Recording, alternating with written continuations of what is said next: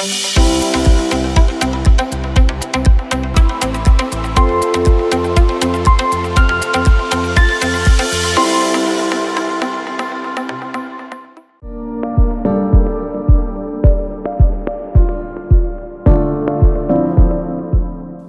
5-ը ձեռքերի հիգիենայի համաշխարհային օրն է։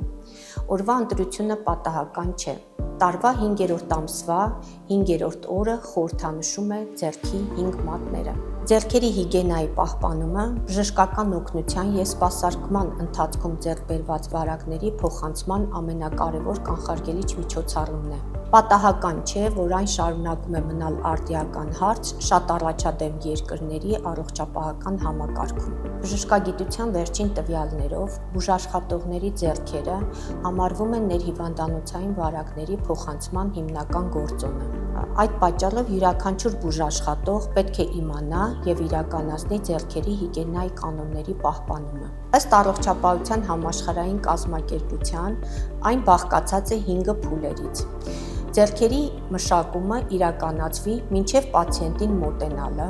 նախքան մաքուր ասեպտիկ միջամտություններ իրականացնելը, կենսահեղուկների հետ շփվելուց հետո, պացիենտի և նրա շրջակա միջավայրի առարկաների հետ շփվելուց հետո։ Իդեպ այս տարվա ձեռքերի հիգիենայի համաշխարհային օրվա ուղերձն է.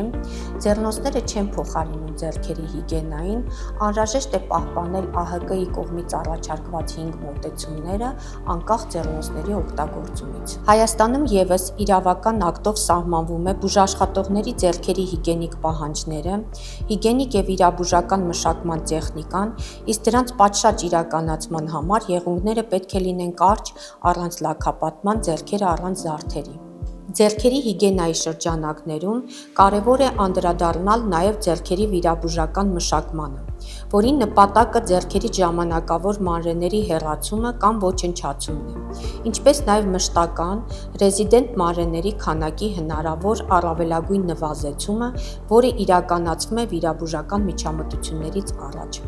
Օճառով և ջրով ձեռքերի պատշաճ լվացման տևողությունն է 40-ից 60 վայրկյան, սպիրտային հիմքով ախտահանիչ միջոցներով ախտահանումը 20-ից 30 վայրկյան, այսինքն բուժաշխատողները միջինում ծախսում են մինչև 60 վայրկյան մշակման համար։ Ձեռքերի հիգիենայի պահպանումը կարևոր է յուրաքանչյուրիս համար։ Դա ուղիղ համեմատական է մեր առողջության պահպանմանը։ Լվացվել սնունդ պատրաստելուց և ուտելուց առաջ, պետքարանից հետո